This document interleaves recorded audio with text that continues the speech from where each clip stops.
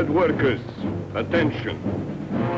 Today we celebrate the birthday of the revolution and the 100th anniversary of the Communist Manifesto of Comrade Karl Marx. Today we salute the Union of Soviet Socialist Republics, which together with her neighbors is the greatest force for peace that the world has ever known. Poland is with us. Czechoslovakia is with us. Germany is with us. China is with us. All over the world, communism is on the march. The people wake from their sleep.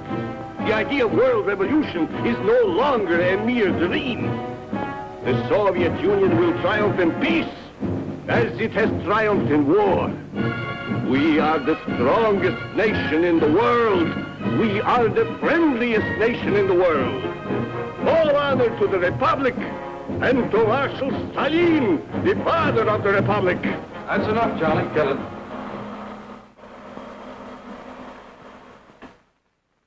Well, that's the way the people in the Soviet Union see the world today.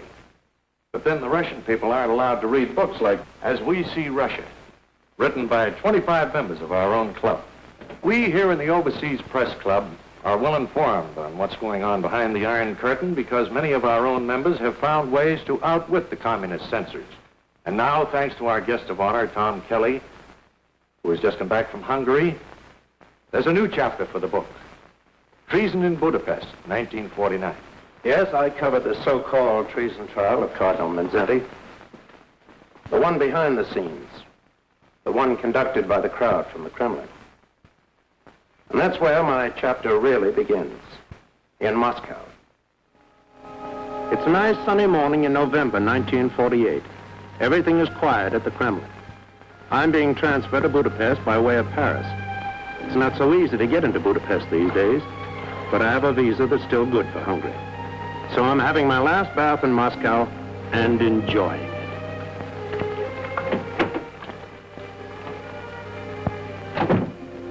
Waiter, leave that tray on the center table and hand me a towel, will you please?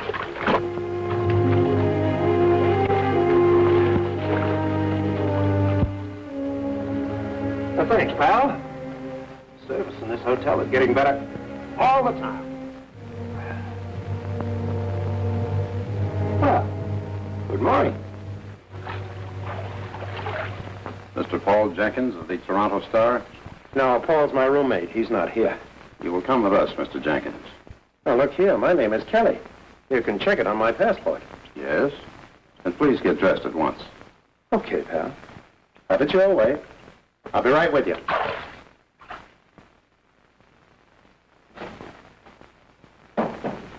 Ah, Mr. Kelly. My apologies. Someone has made an unfortunate mistake. Well, what about Jenkins? He's a nice guy. Mr. Jenkins is returning home tomorrow. We found it advisable to revoke his visa. I guess maybe he's homesick. I see you're leaving for Paris. Uh-huh. Little vacation. You know, wine, women, song. Well, good morning, Mr. Kelly, and have a nice time. Oh, just one thing, Commissar. Yes. You promised to make some inquiries for me about George Polk. Polk? He was covering the guerrilla fighting between the communists and the royalists in Greece. Found dead last May. You said you'd try and get a final report for me on it. Oh, yes. Drowning incident. Most regrettable accident. Accident? With a bullet in his head and his hands and feet tied together with strips of wire? I'm sorry, Mr. Kelly, but the latest report from our embassy says accident. Thank you. Good morning, Commissar.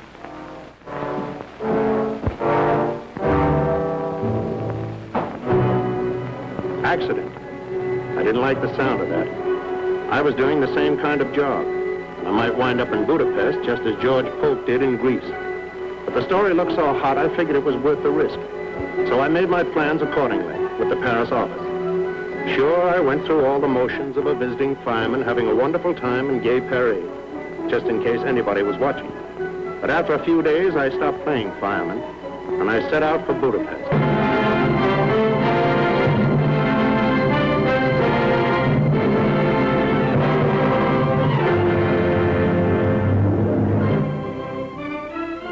Budapest, where East meets West. And the Blue Danube is something more than a waltz by Johann Strauss. For a moment, it looked as if nothing had happened, as if everything were just the same as it had been when I was here 10 years ago. But everything wasn't the same. The war had left its mark on Budapest, too. And the scars still showed in a lot of places. Of course, it was still a city of a lot of pride and a lot of tradition. The people held their heads high most of the time. But when they passed 60 Andrassy Street, they managed to look the other way. Here was a scar that nobody could hide. This was the house of terror, a house of torture, and its masters were Russia. Yes, a lot of things had changed in Budapest, but everything seemed as light and gay as the whipped cream on the coffee, especially in the Café George. Yes, a lot of things were just as they were when I was here 10 years ago.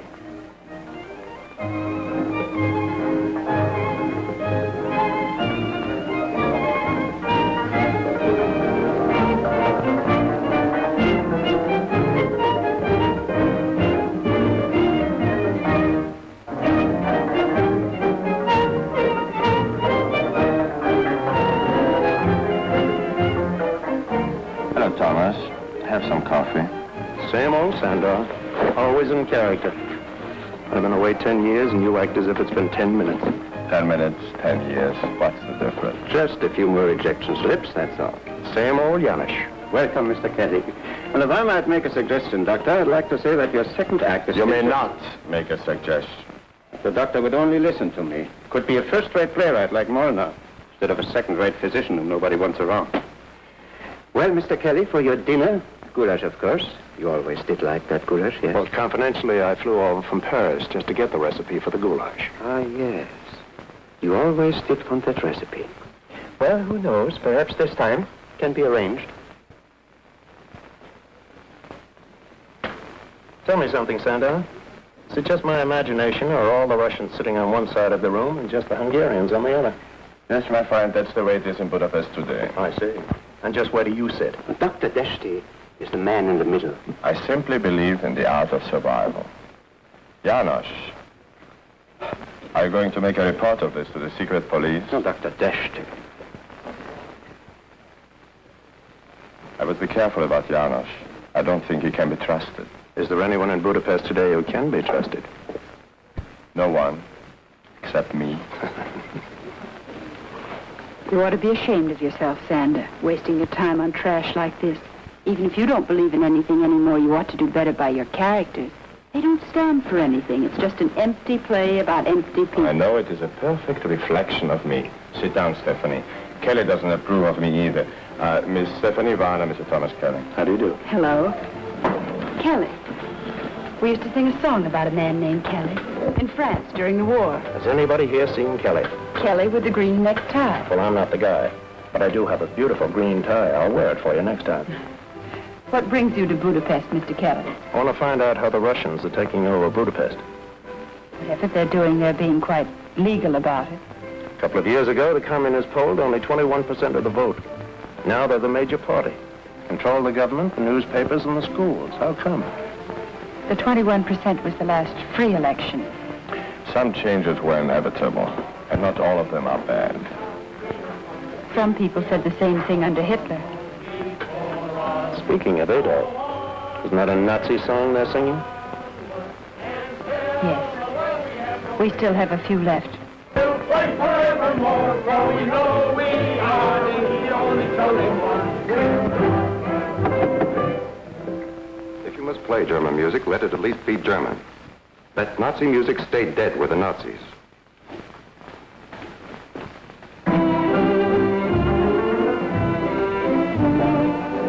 Who is the colonel? Alexander Melnikov, the liaison between the Russian army who liberated us and the Hungarian police who protected us. How nicely you put it. They say, of course, that Melnikov is in love with Budapest, and a Russian in love with Budapest Is still a Russian. Please forgive me, Mr. Kelly. I only dropped in to return Sander's play. I shall hope to see you again while you are here. Good evening, Sander. What a lovely brush off. Now, let's see. Where were we politically? Oh, yes. I was just going to ask her, what about the church? Does Cardinal Menzenti have a chance? This name is not to be thrown around in public. Will you excuse me, please? I have an urgent appointment in the bar.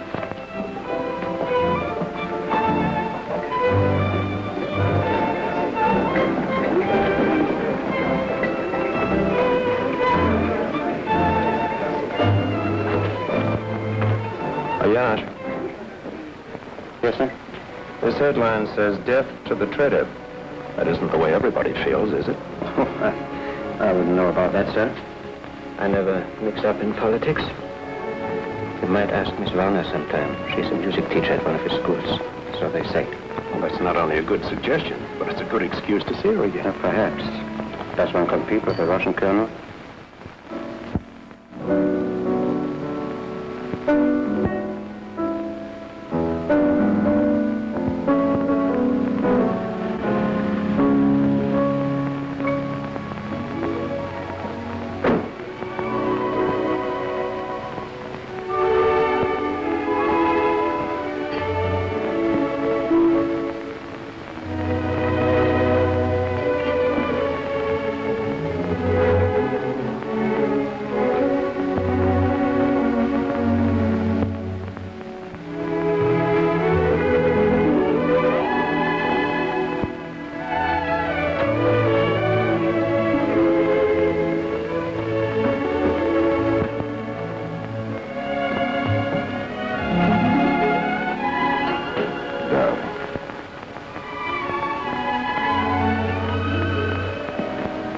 Whole days, and every one a year. You don't look a minute older. How long must we go on this way? Hiding in the dark, afraid to be seen together in public. Well, not much longer, darling. Everything will work out in time. I have it on excellent authority. In a little while, no one in the Kremlin will care if a Russian officer marries an Hungarian music teacher. And I'm sure if he saw you, Stalin himself would insist upon kissing the bride. Darling, you're wonderful. Who is it, please? Kelly with the green necktie. An American newspaper man. Let him in.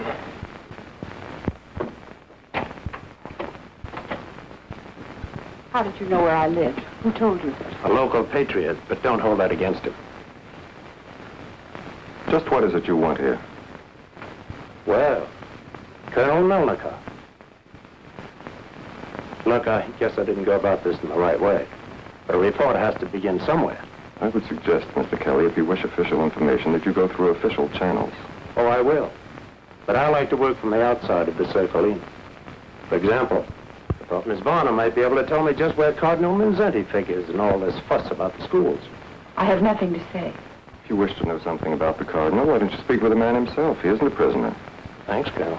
That's a very good idea. Well, good night, Miss Bonner. Colonel Melnikov. And thanks. Oh, I seem to be out of matches. There are some on the piano. Thanks.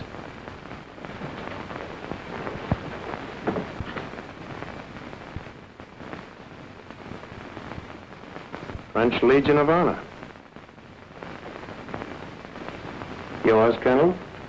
No, Miss Varner was a member of the French underground during the war.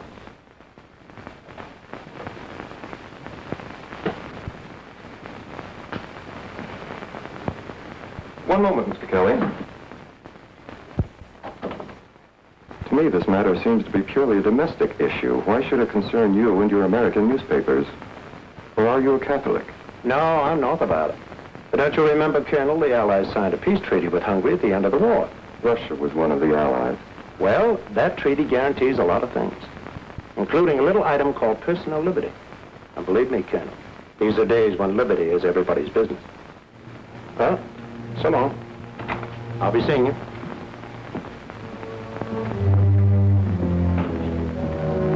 These Americans are impossible. This question about Minzetti. Perhaps I should have explained that Minzetti is an enemy of the state. He must submit or he must be eliminated. Kelly will learn it is the same here as in the Soviet Union. There can only be one party and one state. And the church is...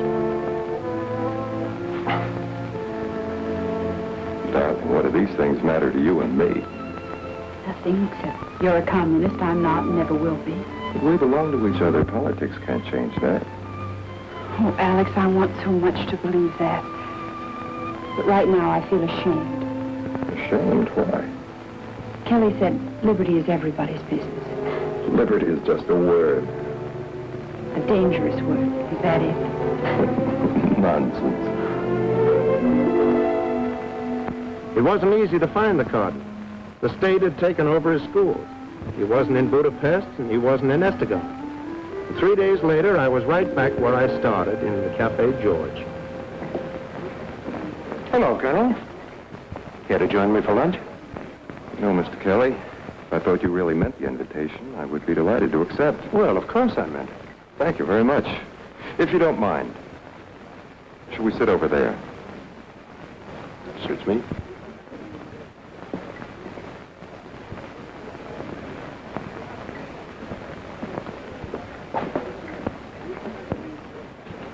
You will please understand, I have no prejudice against Americans. Oh, that's all right. I have no prejudice against Russians. In many respects, we are so much alike. Uh-huh. And so different, too. Tell me, how did you make out with your cardinal? Colonel, if your men are half as smart as I think they are, you know darn well I never even got to see him. And if you had, just how would it have helped your story? I don't know. You see, Colonel, I could write the story from A to Z without setting foot out of this cafe. I know the whole routine. I've watched it in Russia, Poland, Czechoslovakia. But up until now, I always came in on the last act of the show. This time, for once in my life, I'm in on the beginning. I want to see how you do it. Make the fix. I mean the frame-up. You will excuse me, Mr. Kelly. And a tip, as you call it. Even milder insinuations have resulted in a revoked visa. And I thought this was going to be the beginning of a beautiful friendship. So did I.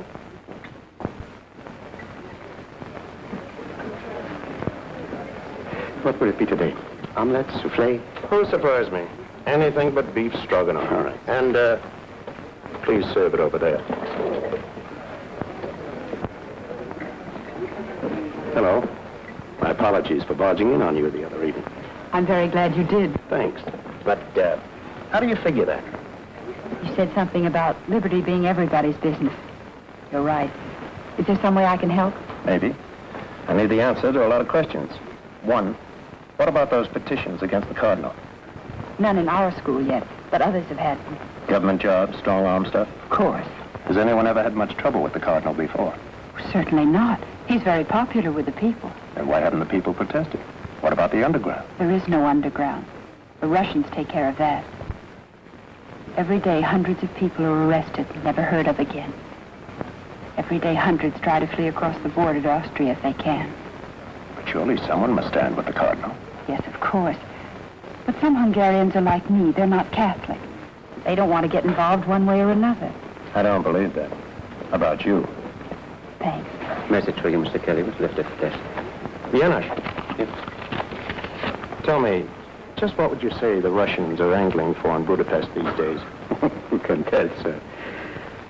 Know what they say in Vienna? We could stand another war if we had to. Heaven save us from another liberation.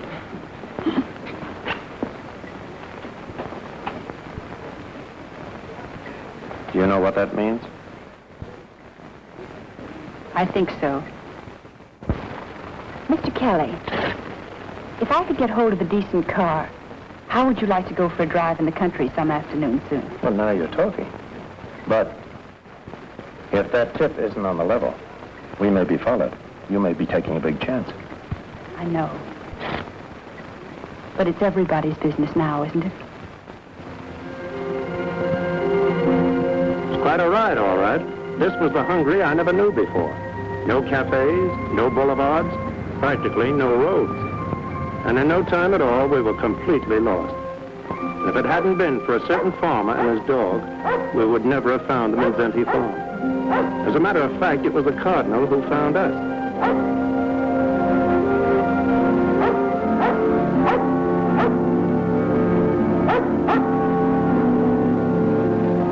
At first, I didn't recognize him. He looked just like any ordinary farmer. But when I saw his ring, I knew he was the man I was looking for. Of course, I wasn't too sure how it would work out. He didn't know me. He didn't know Steve. But the dog seemed to like us, and I guess that counted for a lot. So we went with the Cardinal, and when we met his mother in the vineyard, she insisted that we sit down with her. And suddenly, I felt quite at home. I almost forgot about the questions I wanted to ask. Almost, but not quite. Your Eminence, are you dressed like this because you're in exile? No, no. While I'm here at the farm, I'm a farmer. At Estegam, you're the Cardinal, but I was much happier when you were just a village priest. Yes, I, too, was much happier as a village priest. But I have every reason to believe that when the time is right, the government will regard me only as the Cardinal Primate of Hungary. And be quite prepared to treat me accordingly. Do you mean arrest? They would not dare. Who can tell what these men will dare? The move against the schools is the final move against the church. We had some 5,000 schools in Hungary. 3,000 of them were Catholic. And as long as I am responsible in any degree for these schools, we shall teach there the gospel according to Jesus Christ. Not according to Karl Marx or Commissar Stalin. On this point, I will not yield. Is there no chance for some compromise, some agreement? What chance is there of agreement between Christ and Antichrist? Do not misunderstand me, Mr. Kelly. I do not condemn our Russian neighbors as a race or as a people. But I do condemn the police state to which they are enslaved. We in Hungary will also be enslaved if we submit to men who owe their allegiance to the Kremlin. One must take a stand somewhere. One must draw a line past which one will not retreat. For myself, I have taken that stand. I have drawn that line. I will not surrender our schools to the domination of the state. You don't have a chance here. Isn't there some way you could get out of the country and lead this fight from exile? I will not run away. Now good men are needed here. The next move is up to the Soviets. And when will that come? Who can tell? It might come today or a year from today. The sky can darken without warning. Like this storm that's moving along now. It is nothing. It will pass. Yes, perhaps it will pass. Its shadow will still be upon us. When the real storm breaks, Mr. Kelly, the enemy will not appear among us as an enemy. No. He will appear as one who wishes to save us from disaster. He will have the hero's part. I will be the villain of the piece. It is always that way. That which is evil must be made to appear good. That which is good must be made to appear evil. So it was with Hitler when he moved into Poland. So it is now with Stalin when he moves into Hungary. How do you feel about all this? I'm not worried for my son. I'm worried for Hungary. To me, sometimes when a storm is in the making, it's a relief to say, let it come. Let it come fast. Hard.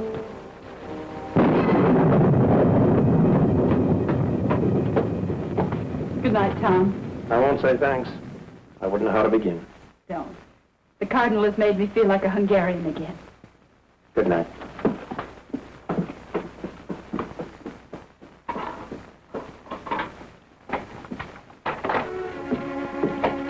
Alex.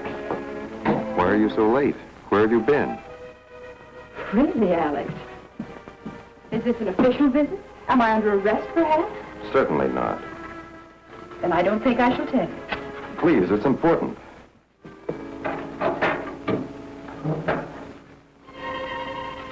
Kelly and I went to visit Cardinal Manzetti at his mother's farm. He's truly a remarkable man. I do not understand. Why should you do such a thing? Why should you want to? You wouldn't understand if I told you. Have you any idea whether you were followed? I don't think so. Well, that is fortunate. But you must promise me something. Promise me you will never try to see this Minzenti again. Why? Only this morning, his secretary, Father Zakar, was arrested at Estegum and taken into custody. On what charge? On whose complaint? What difference does that make? If he's been arrested, he's certain to be convicted. Darling, Minzenti's a traitor, and so are all those who stand with him. I'm afraid for you. Your life is my life. Now, give me your promise. I will not promise. I am a Hungarian, and I can go where I please in my own country. Yes, you are a Hungarian. But you may not go where you please anymore. You're mistaken, Alex. Darling, please face the realities of life. Your country is free in name only. Actually, it is a province of the Soviet Union. I will never admit that. Stephanie, this is no time for sentiment. I know. This is the time to face the realities of life.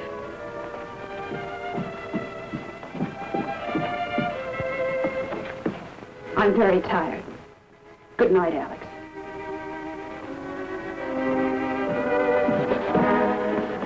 Good night.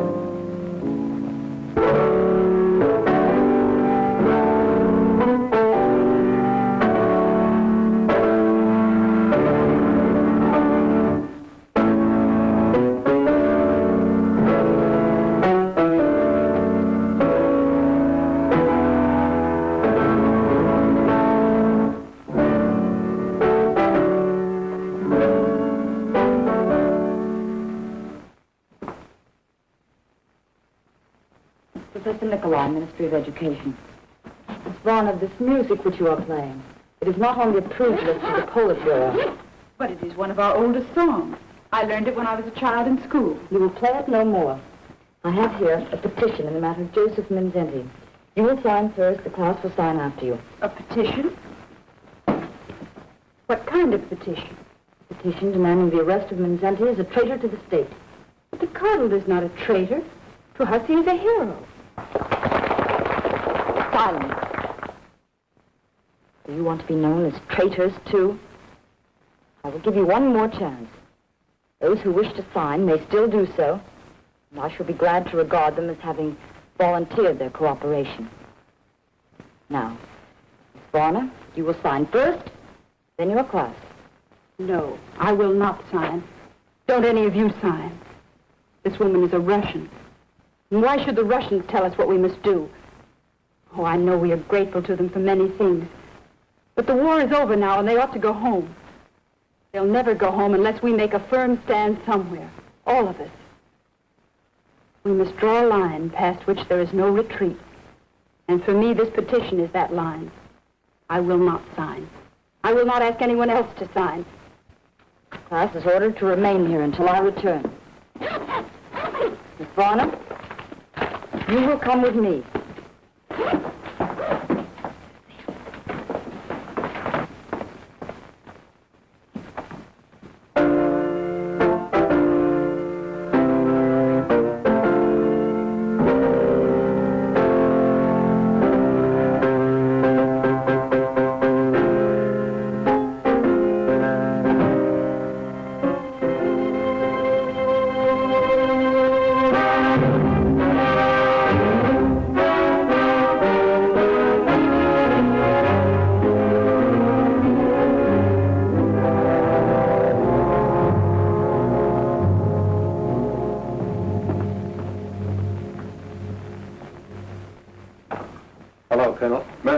Since early afternoon. Can I see you alone for a moment?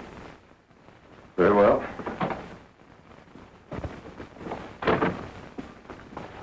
It's a friend of mine in serious trouble with the police. I never interfere in police matters.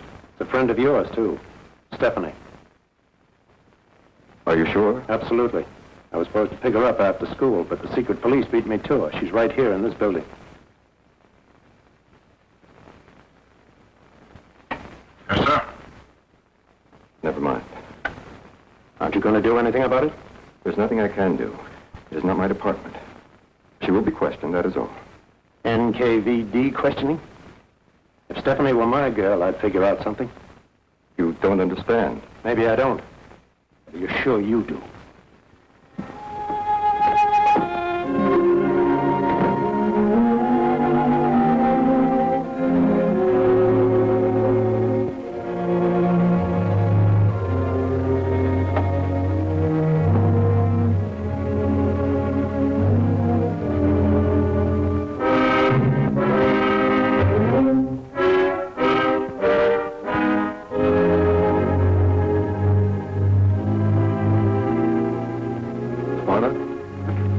You'll come with me.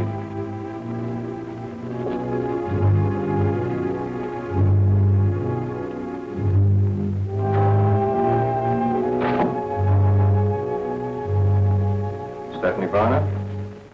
Sit down, Miss Varner. I will question the suspect alone, see that I'm not interrupted. Your record leaves much to be explained. Darling, forgive me. Alex. Darling, I begged you not to do anything that might get you What involved. I did so awful. Please, darling, try to forget yesterday. You're leaving Budapest at once. I've arranged a visa. I will not run away. Stephanie, be reasonable. Do you realize it is not safe for us to see each other now? And if you remain here, I may not be able to protect you. Protect me? Were you able to protect me last night? Or this morning? If I tried to help you then, I could do nothing for you now. Please believe me, you must either conform to things as they are in Budapest, or you must leave now, at once. I must stay. Now is the time when good men are needed here. And women, too. May I go now, Alex? You patriotic little fool.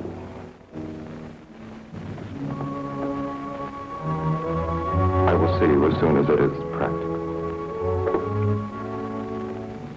I'm sure you will. These days, you Russians are highly practical.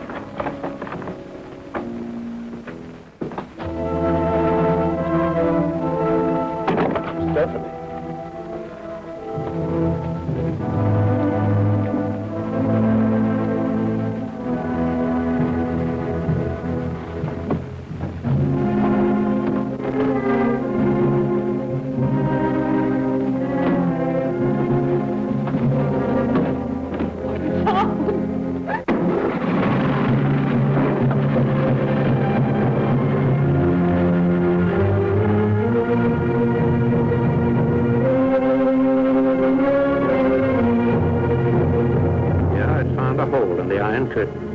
I was feeling pretty good about it, until one afternoon a few days later.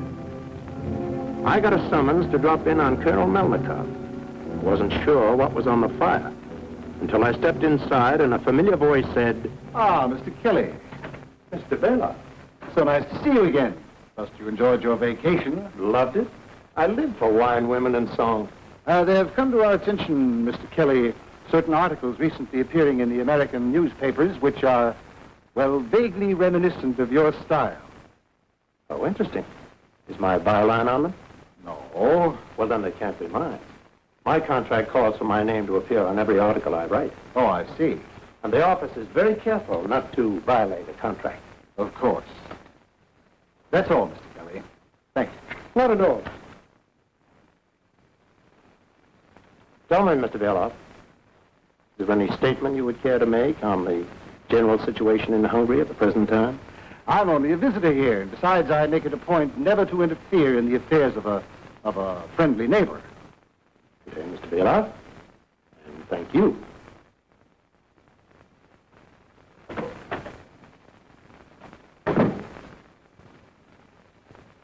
Shall I cancel this visa, Comrade Commissar?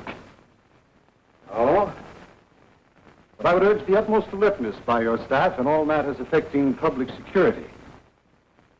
Now, Colonel, Please arrange the conference with Comrade Rakosi, Vice Premier of the Hungarian government, Colonel Timar, head of the regular police, Gabriel Peter, head of the secret police. I need hardly remind you, gentlemen, that the Politburo in Moscow is not interested in explanations. It deals only with results. And the results in the case of Joseph Vincenti have been negligible. Someone has failed miserably. Comrade Rakosi, as Vice Premier of the Hungarian government, for all practical purposes, you are Hungary.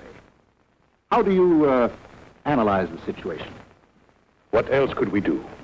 We took over the schools, but most of the teachers in their hearts are still loyal to Vincenti. We have given him every opportunity to escape, to leave the country. He refuses to leave. I assure you, Comrade Commissar, you will not find it easy to intimidate this man. How distressing. You do not understand, Comrade Commissar. Cardinal is still very popular with the people, in spite of our attacks upon him in the newspapers. Perhaps, comrade, you will remember, he was a leader in the anti-Nazi resistance. And at heart, he is a peasant of the peasants. He opposed our program for land redistribution, yes, but only because it didn't give enough to every farmer. If we proceed against him now without some real evidence, it might prove to be disastrous. If we do not proceed against him now, Comrade Colonel, it will also prove to be disastrous. Let us be realistic, gentlemen. You say that this cardinal is now under house arrest in the cathedral at Estival. I ask you, in all logic, how much longer do you Hungarians think you can continue to play out this little farce which you call protective custody? Either the man is under arrest or he's not under arrest. Each day that he remains at liberty, the prestige of your government suffers. The prestige of the Soviet Union suffers. Now, I admit this situation is not one of our seeking. No one asked for a final showdown with the church at this time. Once the issue is joined, there can be no retreat. There can be no surrender on our part. This religion, like all religions, remains the inevitable enemy of the Soviet state and is treated as such. We must destroy this man and the faith that is in him, or he will destroy you. Well, Colonel Timar, what do you suggest? If you put it that way, Comrade Commissar, there's only one answer. Let him be arrested at once for conspiracy against the state. Colonel Peter, do you have a suggestion? I agree with Colonel Timar. Let him be tried by a people's court. And hanged for a traitor. Sooner the better. Excellent suggestion, comrade. But is it enough? It will not serve our purpose to destroy the man and create a hero. We must destroy something more than the mere man himself. We must destroy everything about him. His reputation. Suppose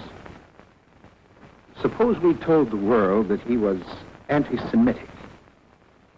But everyone in Hungary knows that the Cardinal is not anti-Semitic. He protected the Jews against the Nazis. He even hid them in his own cellars. But the world outside does not know about that.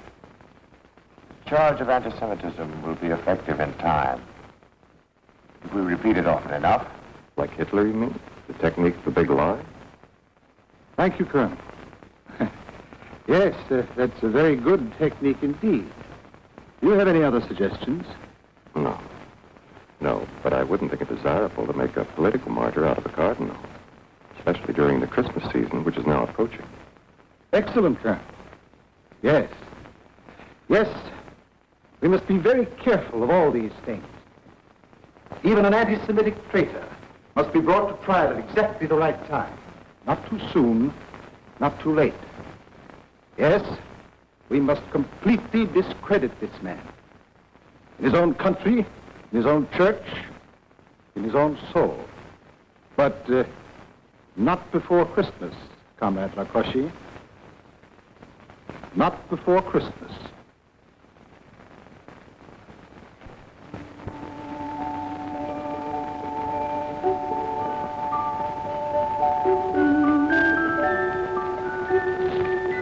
With best wishes from our chef for a very Merry Christmas Eve. Beautiful. Perfect. Much too perfect to eat. Oh, and here's something for our friend in the kitchen with my compliments. And something for you, too. Why, thank you, sir. Thank you very much, sir. I know our chef would like to thank you personally. He's rushing to catch a plane. He's spending his holidays with relatives in Switzerland. Janosch! Champagne. This is a great day for me. I have been sued for plagiarism. Isn't it wonderful? Plagiarism? For that's serious. That's literary larceny. Oh, my dear boy. In Budapest, it is taken for granted that sooner or later in the theater, everybody steals from someone else. The question at issue is not, did you steal the play from so-and-so? The question is one of good taste. Was the play of so-and-so worth stealing? Did the defendant distinguish between a brilliant playwright and a dull one? I might not write the best plays in the world as yet, but I only remember the best. And my friend, congratulations on those articles. Articles? What articles? The unsigned ones, which have been appearing in American newspapers. Quite daring, quite indiscreet. One wonders how you got the recipe for getting them out of Hungary. To Miss Warner? No. If we are to drink a toast, let us drink to freedom. What kind of odds are they quoting around here on freedom these days? Not half enough, old boy.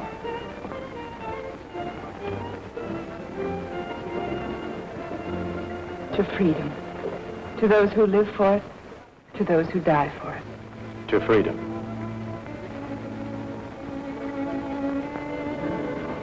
Well, will you excuse me for a moment? I see one of my lawyers is at the bar, and if I play my cards right, who knows? He might even pay for my dinner.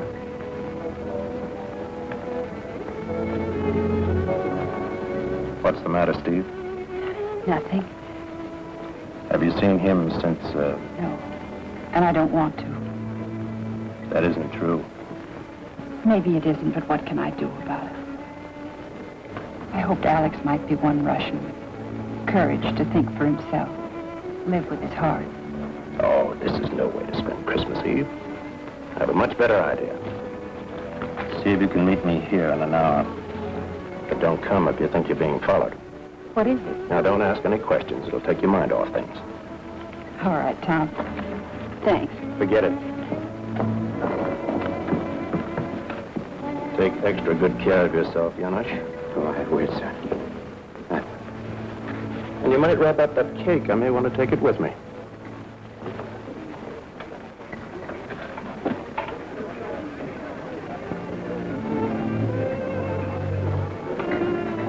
Good evening, Colonel. You Americans amaze me. I felt certain you would never speak to me again. This is Christmas Eve. Peace on earth, goodwill to men. Even during a war, there's sort of an armistice tonight and tomorrow. I was never brought up to believe in Christmas. In my country, the party... So let's forget politics for one night. Is there any way you and I could take a nice little walk without being tailed by one of your boys? I'll meet you outside. We can talk in my car. Okay. You don't want to walk? We'll ride.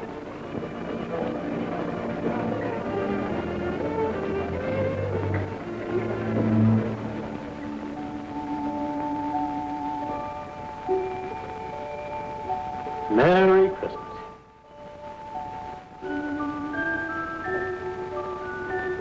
What a beautiful cake. Like a wonderful toy that you remember as a child. The kind of toy that always belonged to someone else. I thought you were trying to forget. Sometimes it's better to forget. Tonight I remember too well. When the Nazis took Kharkov, I lost everything that I held dear. My mother, my father, my brothers died in the street fighting. My sister and her 2 children were kidnapped and exterminated in the Hitler gas wagon. The world forgets these things. Because as a rule, it's better to forget horror than to remember it. But I do not forget. Funny, isn't it? We both fought to turn the Nazis back. So did I. We won that battle together. But now they have to go underground. in a borrowed cellar, to eat Christmas cake together. How do you figure that out, Alex? Sometimes there are difficulties between countries that do not exist between individuals. Well, good night, all. I'm going up on a roof and see if Santa Claus can break through the iron curtain and get down a few chimneys. Good night, Tom. Oh. Blow out the other candle when I get to the top of the steps. There's not supposed to be any light down here. For the mice. Merry Christmas. Merry Christmas, Kelly. And thanks. Merry Christmas. Individuals.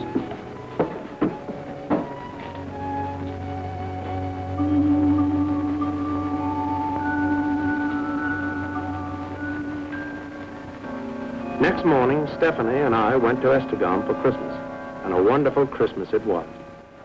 We got there in time for High Mass. For a moment, you could almost forget what was coming up, but only for a moment. When I took a look at the guards, I knew they hadn't come to pray. I knew this was the end of the road, and so did the cardinal and everyone else in that church. And so, my dear good people, the days of the Caesars are always with us. Innocent are massacred. The brave are compelled to go into exile, like the Holy Family itself on its flight into Egypt. Yet the word of God abides in the hearts of men. Nothing can destroy that. For it is the only reality that transcends all other reality. Today, Christ is born again for our redemption. And so we too are born again. And so on this, the birthday of all mankind, let us stand firm in that faith which makes us free men. Free before God. Free before Caesar. Let me affirm once more, I love my country as I love my church. If I resist the Russian authorities who are among us, I resist them for the same reason that I resisted the Nazis who once held us in bondage also. I am against tyranny in all forms and under all labels. Some of you, I know, have been asked to testify against me, to sign petitions against me. I forgive you freely, for I know the pressures to which I too will be subjected. Time is drawing near when I shall be taken from you. And so I say to you, as to my fellow bishops, be of good heart, engage in no demonstrations. Pray for me as I shall pray for you. And remember, please, now and as always, I pray for a world of charity, a world of justice. I pray for my accusers, as I pray for you, my own people. Today, on his birthday, may God be with you, and all the days of your lives.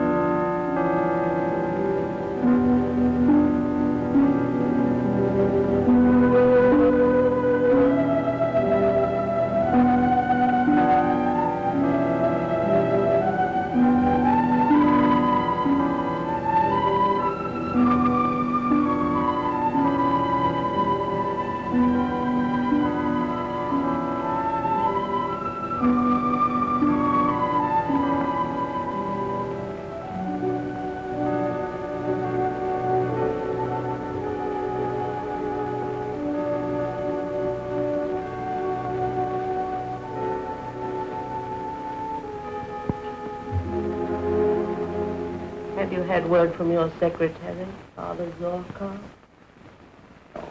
No word, Mother. They will torture him, of course. They will tell the world that he has confessed to all kinds of things. Yes, they will say that he has confessed. It's always the way. And the world will never know for sure what a good young man he really is. It only takes a little poison to ruin a well on a farm, or to spoil a reputation in the big city. No matter what happens, we must speak for the truth, even in prison. And if the world chooses to remember us, we hope we will be remembered for what we did with our lives in the days of our freedom.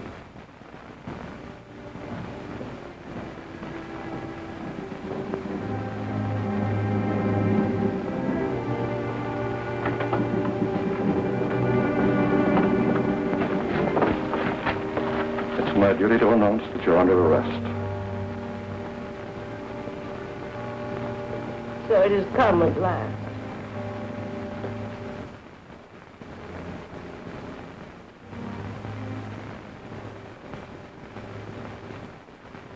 Well, Major, what are your instructions? You're to come with us at once, but you're to change to street clothes. Street clothes? Yes, this is not a religious procession. There must be no public demonstration. My son. Now, Mother, what is there to fear? All these years I've given my life to God. If they choose to take it now, they will only discover that it is already spoken for.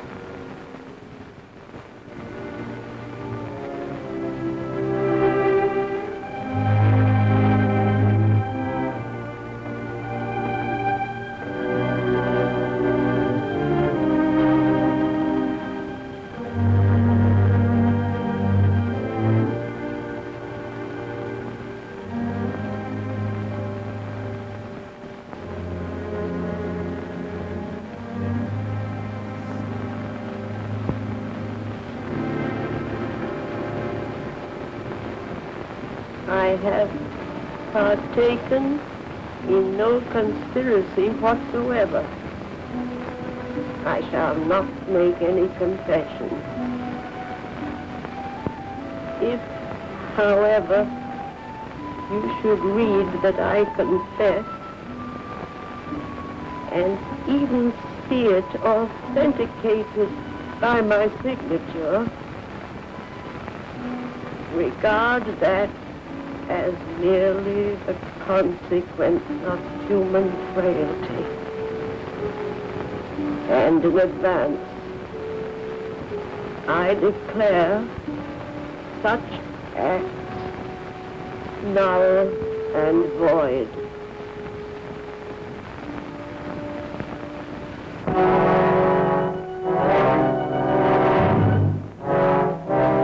And so the real trial began.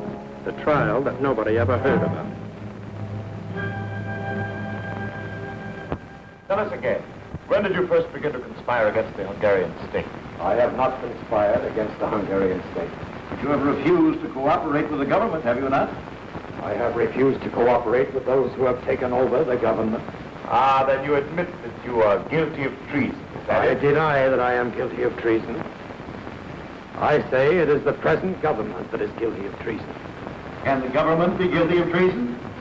This is not the true government of Hungary. It is a Russian government, appointed to office by Russian commissars, kept in office by the power of the Russian army. Answer the question. Can the government be guilty of treason? Yes, the government can be guilty of treason. Treason to God, treason to Hungary, treason to humanity. You've always been against the government, is it not so? I have always been against tyranny, wherever I found it. How many times have you been confined to jail? 3. First in 1919, as a young priest, I opposed the administration of the dictator Bela Kun. You will refrain from referring to the name of Bela Kun, the Trotskyite. 1944, as a bishop, I spoke out against the cruelties of the Nazi occupation. I found myself again in Vine's prison. Today, as a cardinal, I find myself in prison once more. Only this time. What is your real name, the name you were born with?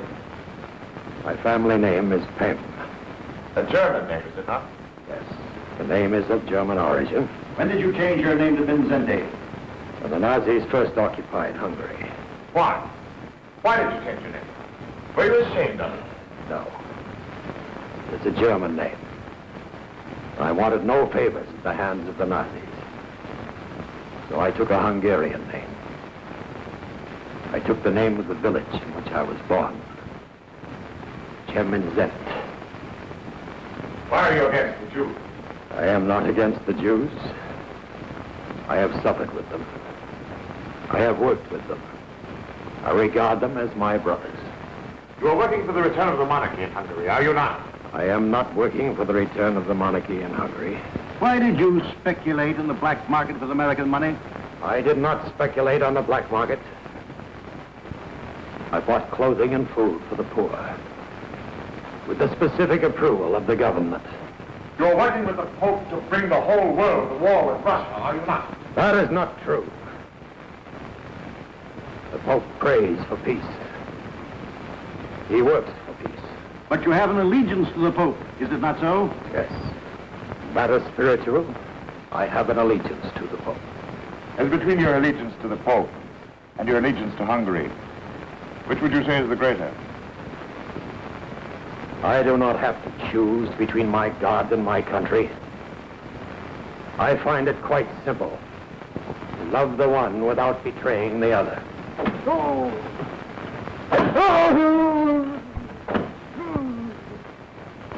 Permit me to observe, Your Eminence, that there are those who do not find it quite so simple. Your secretary has confessed many times. Every day he confesses a little more. Come, Your Eminence. Why permit a young man to suffer needlessly? Give us your confession now. Let there be an end to all these questions. No. I will never confess. For I have done nothing to injure my country. Neither has my secretary, Father Zokar. You say he has confessed. I say it is because you have tortured him beyond the point of endurance. I say... Father of mercy.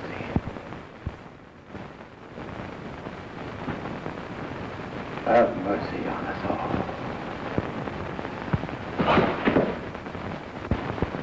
You see, Comrade Commissar, it is not so easy. We've had the Cardinal on his feet ever since he was arrested. Secretary will confess to anything. Cardinal will confess to nothing.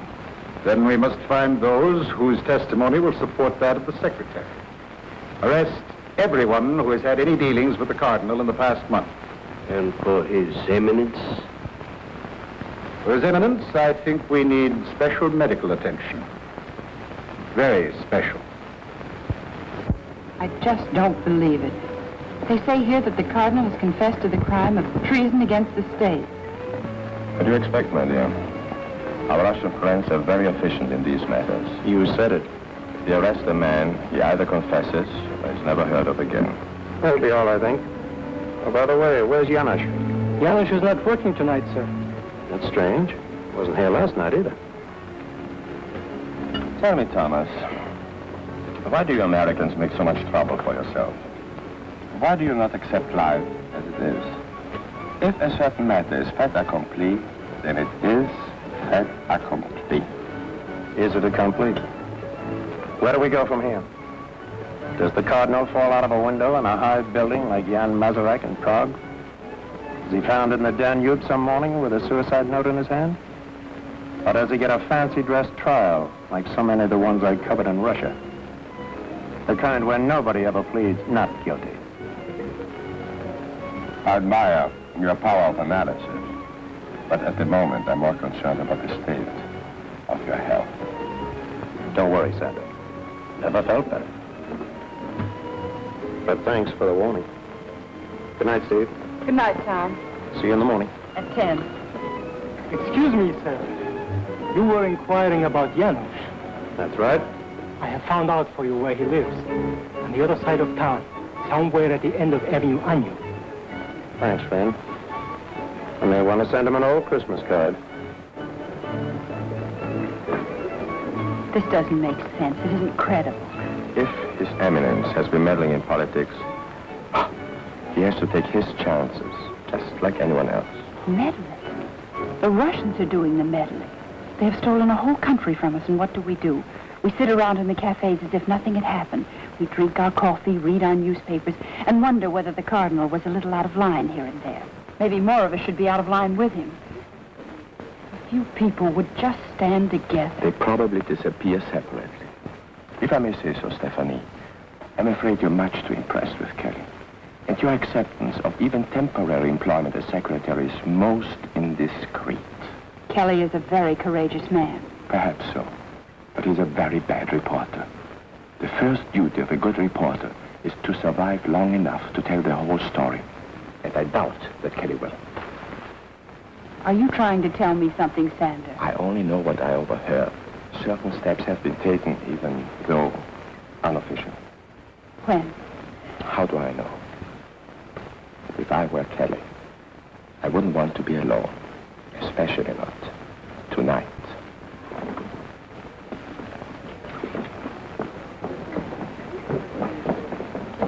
Did Mr. Kelly, the American newspaper man, take a cab? Yes, Miss Ron. Do you know whether he went to his hotel? No. He told the driver to drop him off at the end of Avenue Agnew. Thank you.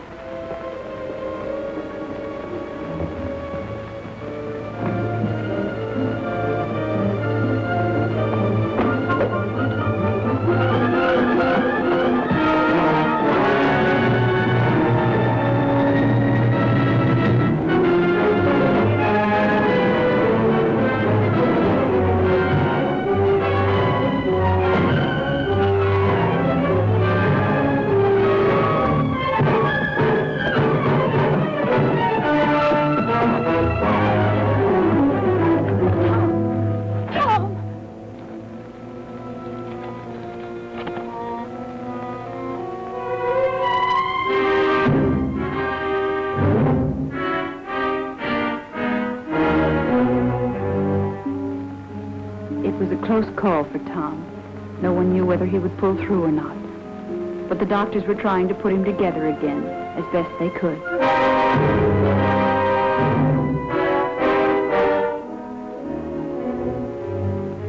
It was a little different at 60 Andrassy Street. They were taking people apart, but they were being scientific about it. The medical reports on the examination of the Cardinal speak for themselves, Comrade Commissar. He will not confess. He will not yield in any degree. Must confess, he must yield. Very well, but there are limits past which we cannot go if the prisoner is to be able to stand trial. Russia, we have no difficulty with such matters. Be reasonable, Comrade Commissar. These confessions take time, even under torture. But there is no time. Public trial must be scheduled without delay. It will not be easy. The night His Eminence was arrested, he wrote a personal letter warning people not to believe any confession that might be attributed to him once he was under arrest.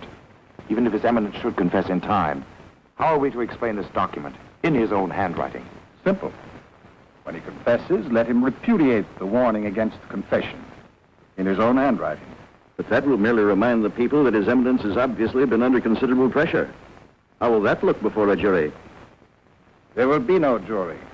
The case will be tried before 5 judges of our own choosing. Tell me, Doctor, are you quite sure you've tried every inducement with the Cardinal? Every type of treatment has been considered, Comrade Commissar.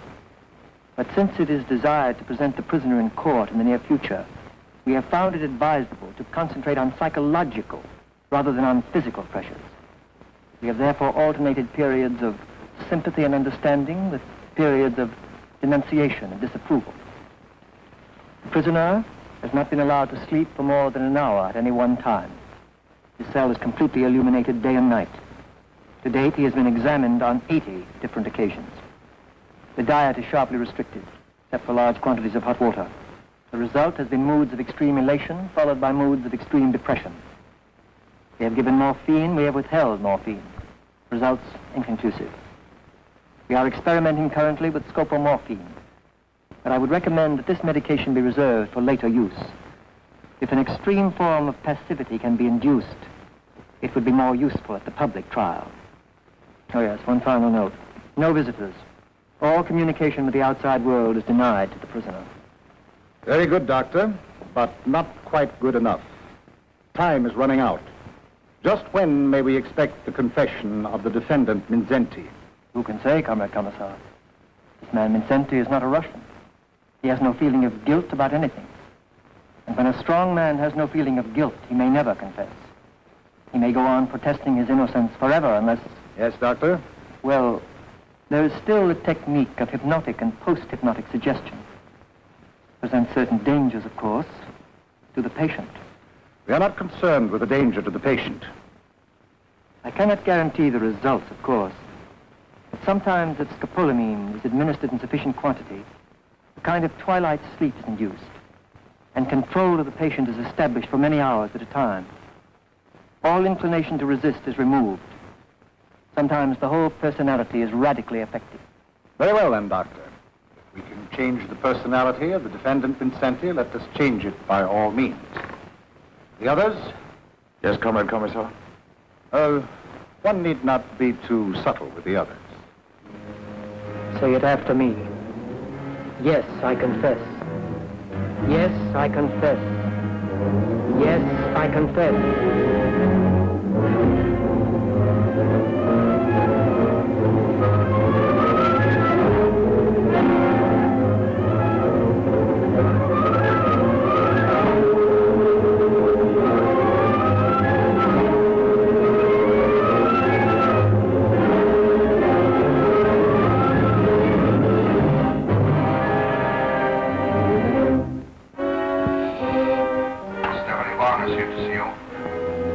Have her come in.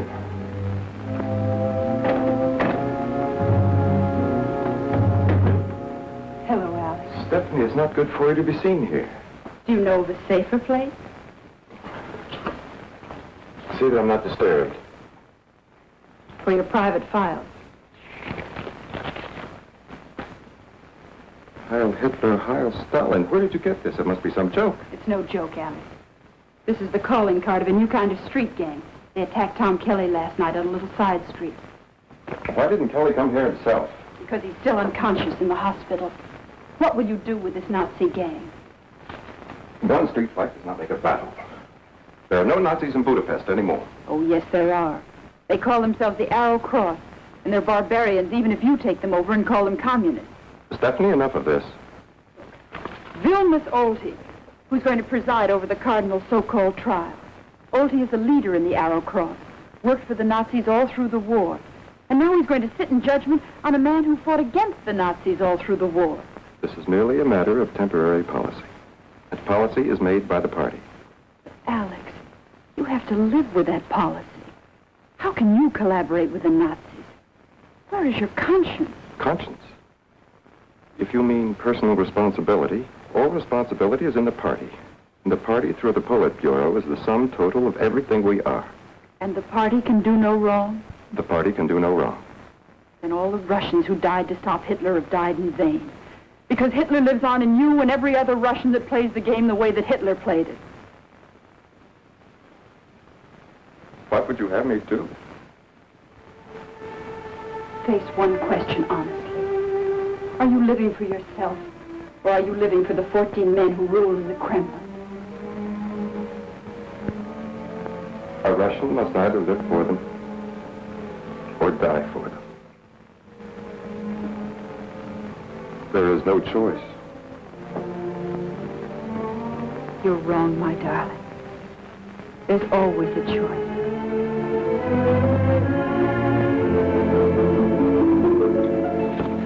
Oh, Alex. Somewhere in Russia there must be people who feel just as you do. Thousands of them, millions of them. Oh, I know there's no such thing as an underground in Russia, but maybe it's time someone started one. Maybe a person-to-person relay system that tells the people the truth about what's going on in Hungary and the rest of the world. Don't you see, darling? There's our choice. Oh, I know it wouldn't be a very long life, but it would be a wonderful one while it lasted. We'd have something to live for, and when the time came, we'd have something to die for, too. Dry and true, Comrade Colonel. Not at all. I've just finished my questioning of the suspect. Lieutenant, you will take Miss Vaughn into custody at once. Remand her for further examination. Charges, espionage, and treason. Congratulations, Colonel. Secret police have had this woman under surveillance for quite some time. There is no choice. Heil Hitler, Heil Stalin.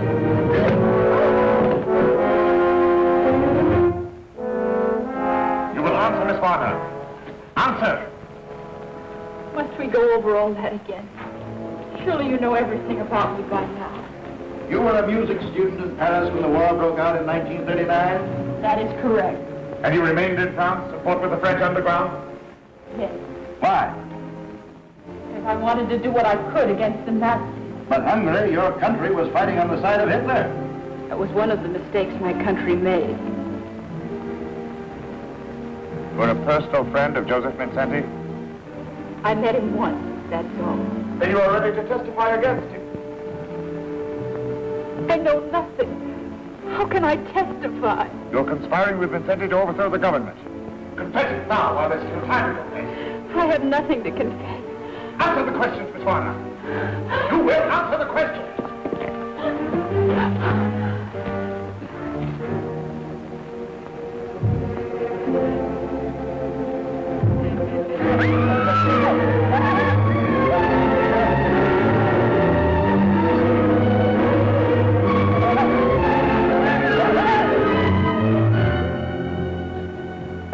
For the last time, Miss Warner, are you prepared to testify against Cardinal Vincenti?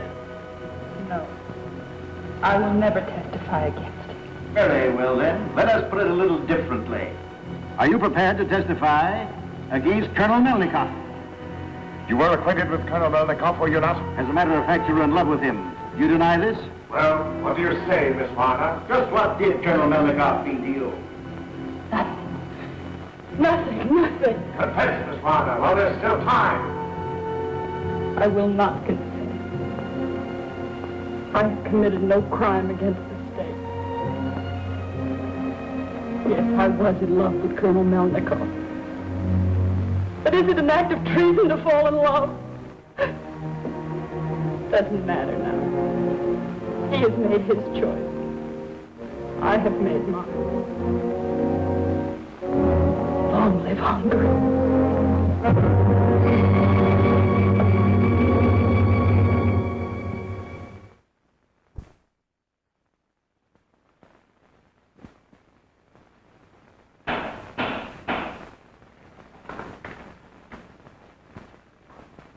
The record will show that all of the 7 defendants are charged with conspiracy to commit treason against the state, and that all 7 have confessed.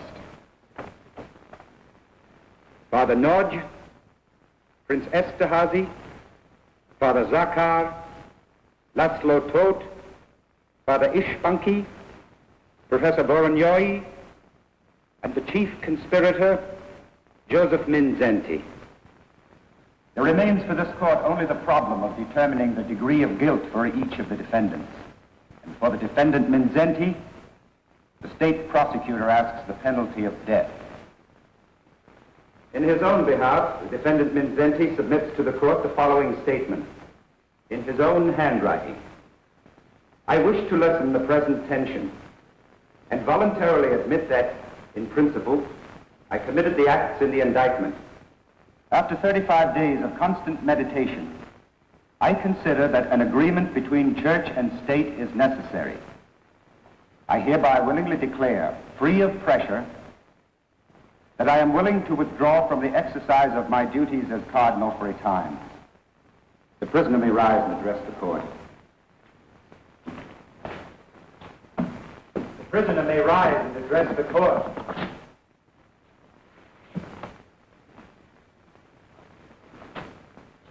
Joseph Minzenti, you have heard the confession. Is it correct? Is it your statement? Yes, it's my statement. And in your handwriting? Yes, handwriting is my own. Made willingly and without pressure. I wish for peace. Peace for my church. Peace for my country. Take the prisoner away. Sentence will be passed Tuesday.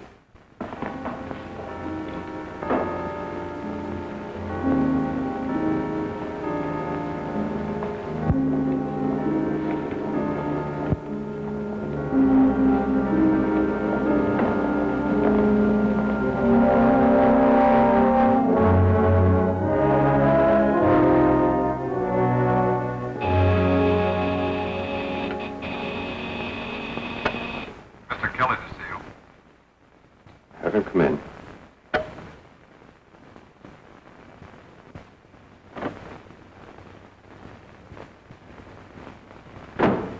Where's Stephanie? I have no idea. Look, Alex, this is a girl you love, and she hasn't been seen since the afternoon she came here to see you. If you have not already made arrangements to leave Budapest, I would suggest that you do so at the first opportunity. I'm not leaving Budapest until I get the whole story of what's been going on here.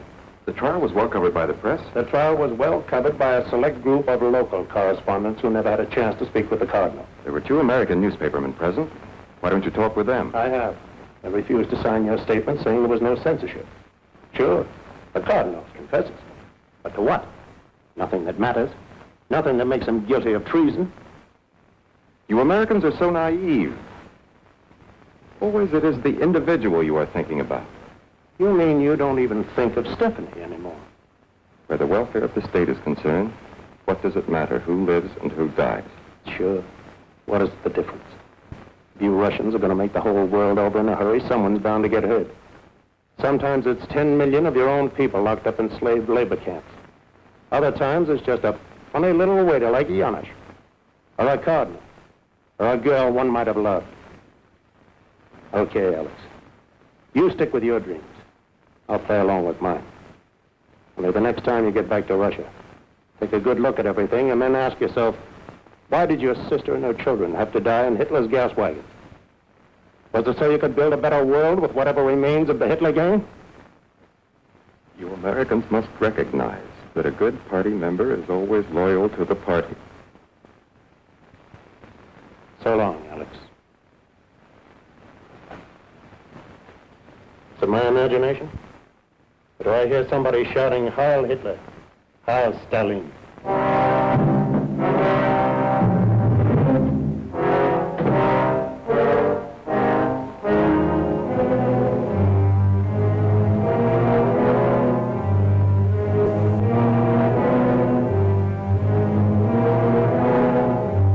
But when they got around to passing sentence on the Cardinal, Alex wasn't in court. He was in Stephanie's apartment, trying to live over the memories of a girl he had not been able to protect.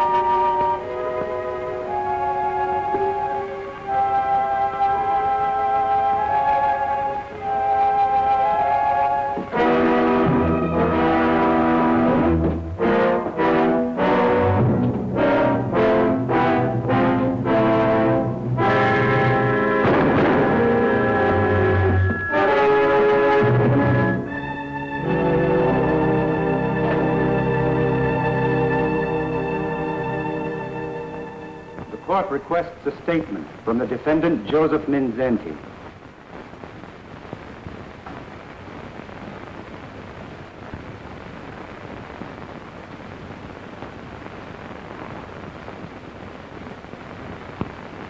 I have half a century on my shoulders.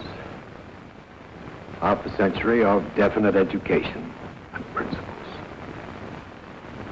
This education, these principles, are built into the life of a human being as railway rails are anchored into the earth.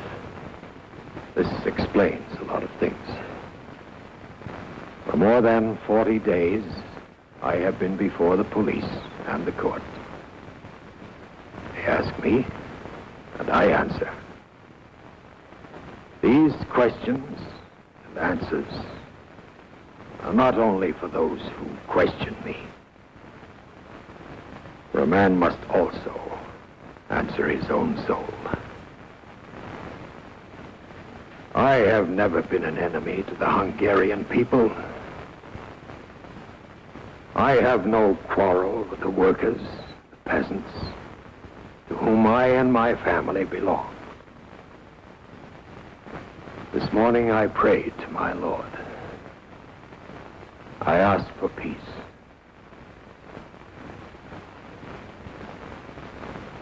I have no quarrel with the Russian people, but I do condemn the police state to which they are enslaved.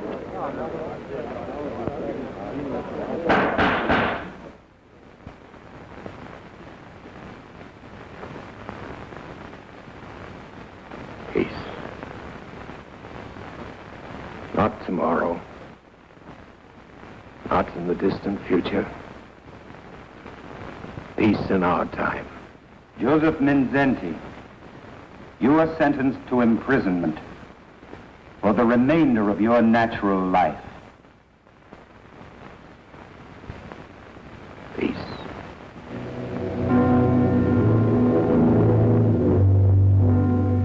When the local correspondents finally caught up with Commissar Belov, no one was worried about Alex or the Cardinal.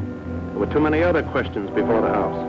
All over the world, communist leaders were saying they would fight on the side of Russia in the event of another war. Well, how about it, Commissar? Does that mean peace or war? But believe me, gentlemen, Russia wants only peace. Russia wants peace at all times. Good morning, gentlemen. Well, Commissar Belov. Oh, yes, Mr. Kelly. Just one more item. Yes?